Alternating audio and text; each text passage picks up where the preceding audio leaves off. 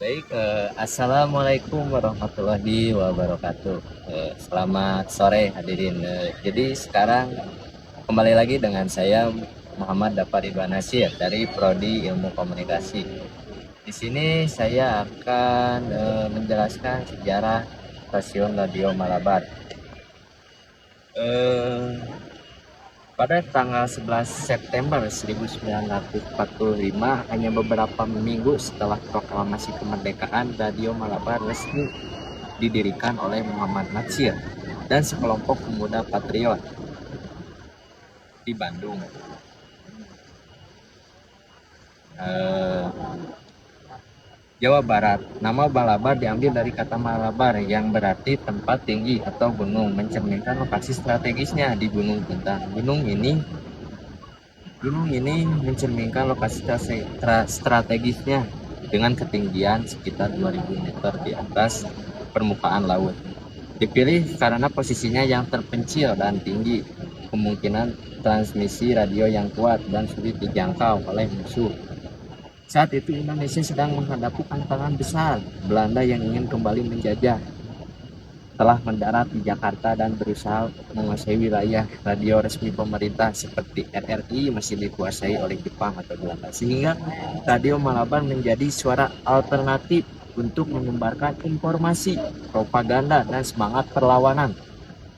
Ini adalah stasiun radio pertama yang sepenuhnya dikelola oleh bangsa Indonesia, menandai awal era baru dalam perjuangan kemerdekaan. Peran dan kontribusi Radio Malabar beroperasi dengan frekuensi 3000 kHz dan daya pancar 1 kW, cukup untuk menjangkau wilayah Jawa Barat dan sekitarnya. Program-programnya mencakup berita, pidato inspiratif, lagu-lagu patriotik, dan pesan-pesan rahasia untuk koordinasi gerilya. Salah satu momen penting adalah penyiaran pidato-pidato tokoh seperti Soekarno dan Hatta yang mengorbankan semangat rakyat untuk melawan penjajah. Selama operasinya, Radio Malabar menghadapi berbagai tantangan.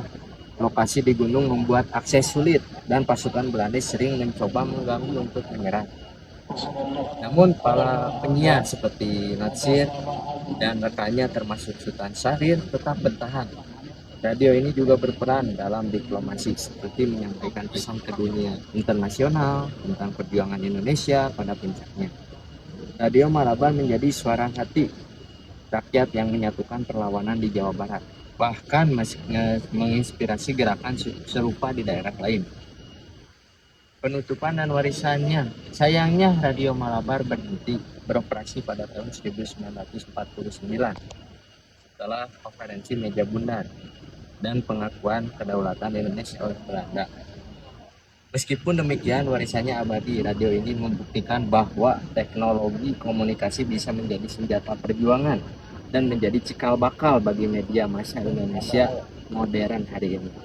Gunung Puntang masih menjadi situs sejarah di mana kita bisa belajar tentang keteguhan dan inovasi yang ada di sini.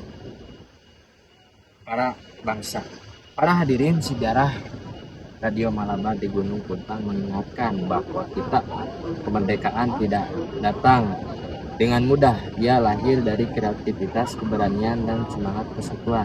Mari kita jaga nilai-nilai dan sejarah agar generasi seterusnya terinspirasi oleh sejarah-sejarah Indonesia. Jadi di sini itu tempat yang bisa juga untuk healing atau untuk merefreshkan otak kita. Ini banyak anak-anak muda ataupun eh, anak-anak muda ataupun ibu-ibu orang tua ini biasa main ke sini untuk melihat momen sejarah di mana stasiun Malabar yang sekarang hanya sisa kenangan. Kita lihat ya bangunannya. Sekarang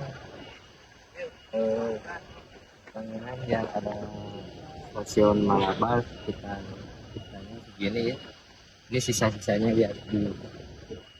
Pesanan ice cream atau cuma bisa? Jadi sebenarnya stasiun ini dihancurkan oleh negara kita sendiri karena agar supaya tidak dijajah oleh Belanda. Mungkin sekarang hanya sisa-sisa puing-puing, tapi masih bisa untuk anak kampung sini itu buat penghasilan. Mungkin sekian, terima kasih. Wassalamualaikum warahmatullahi wabarakatuh.